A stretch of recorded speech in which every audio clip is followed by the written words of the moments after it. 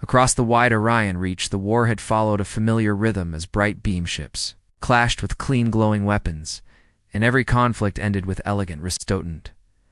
Ruins floating like glass sculptures, while advanced races praised the beauty of their technology and the purity of their energy-based warfare, yet beneath this shining order there lived a quiet fear that something old and rough could shatter everything, and that fear took shape when humanity stepped into the galactic arena. The humans arrived from a small blue world, carrying crude-looking weapons that relied on explosions and metal instead of light and plasma, and many alien commanders laughed at the sight of solid slugs and powder-driven tools, believing them to be relics of a barbaric age. Yet the humans showed no shame and no doubt, for they had fought with such tools for centuries and had learned every secret of momentum and impact.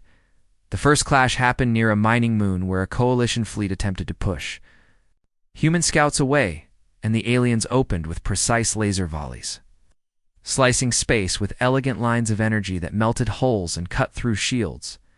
But the human ships did not answer with beams. Instead, their cannons roared with thunder and spat dense shells that tore through the vacuum, leaving trails of heated gas, and the shells did not simply burn through defenses. They smashed into them with brute force, cracking energy fields like thin ice. The alien crews watched in disbelief as their shimmering shields, which had stopped every laser in living memory, began to ripple and burst under repeated impacts, and when the first human round punched through a cruiser hull, the explosion of debris was so violent that nearby ships were struck by fragments and shockwaves, creating chaos across the formation. Observers across the galaxy began to understand that lasers were gentle compared to the savage nature of kinetic weapons, for light could be bent and dispersed, but a hunk of fast-moving metal only knew how to hit and keep going, and this realization spread like wildfire through every council hall.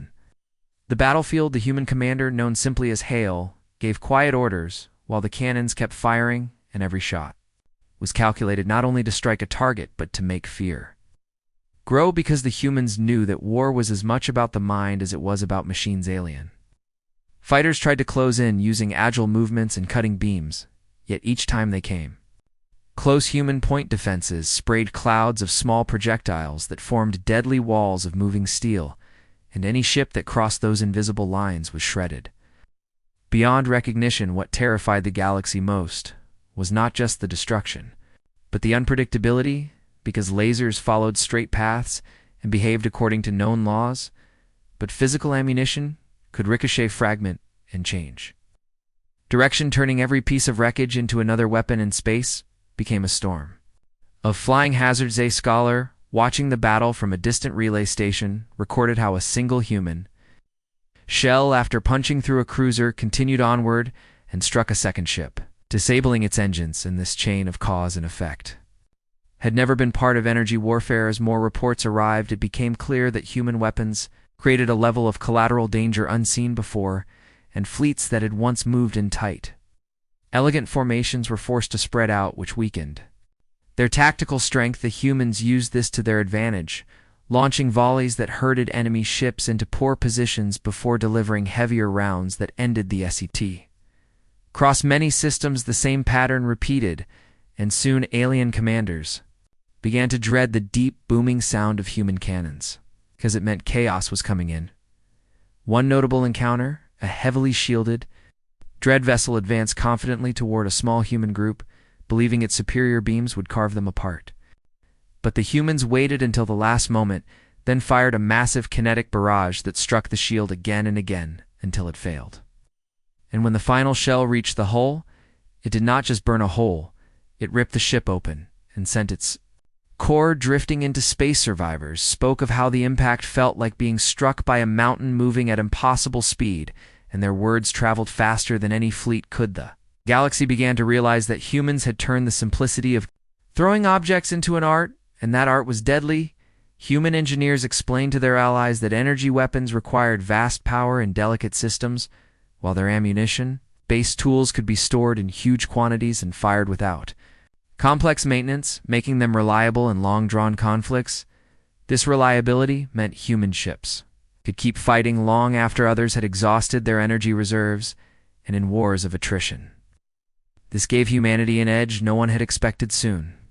Even races that once mocked human technology began requesting access to kinetic designs, and the human response was cautious because they knew what they had unleashed.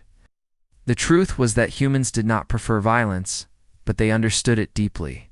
Having lived on a world where nature itself was harsh and survival required resilience, enforcing quiet moments. Hale reflected on how strange it was that what humans saw as simple tools had become legends among the stars, and yet he knew that fear could be a shield just as strong as any energy field. The Galactic Council eventually called for negotiations, and when human delegates arrived they carried no easy weapons. Yet every being in the chamber could not forget what human ammunition had. Done and battle agreements were signed, not because humans demanded them, but because everyone wanted to avoid another storm of flying metal in.